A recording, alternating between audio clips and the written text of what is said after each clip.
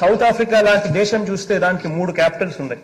మనం కూడా మారాలి. బహుశా ఇక్కడ లెజిస్లేచర్ క్యాపిటల్ పెట్టొచ్చు, ఇక్కడే అసెంబ్లీ పెట్టొచ్చు, విశాఖపట్నంలో ఎగ్జిక్యూటివ్ క్యాపిటల్ పెట్టొచ్చు, యంత్రాంగం అంతా అక్కడ నుంచి పనిచేయడం మొదలు పెట్టొచ్చు, కర్నూలులో హైకోర్టు పెట్టొచ్చు.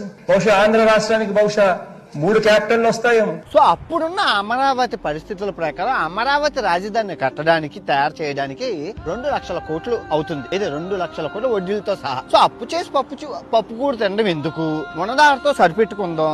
ఆల్రెడీ విశాఖపట్నం సగం అభివృద్ధి చెందింది. రోడ్లు గానీ, ఇన్ఫ్రాస్ట్రక్చర్ గానీ, బిల్డింగ్లు గానీ అన్ని బాగుంది. దాన్ని కొంచెం టెంకరింగ్ చేసి బంకరింగ్ చేస్తే మనకు ఒక రాజధాని అవుతుంది. తక్కువ డబ్బుల్లో సవకగా రాజధాని అయిపోద్ది. సో ఆల్రెడీ జ్యుడిషియల్ క్యాపిటల్ కింద కర్నూలు చేశారు అని ఈ సౌత్ ఆఫ్రికాలోని ఉన్న 3 రాజధానులు తీసుకొని అలా చేద్దాం అనుకున్నా. అంటే అంత డబ్బులు లేక అప్పుడే ఏర్పడింది రాష్ట్రం, అధికారం కూడా అప్పుడే వచ్చింది అని జగన్ గారు అయితే అనుకుంటున్నారు.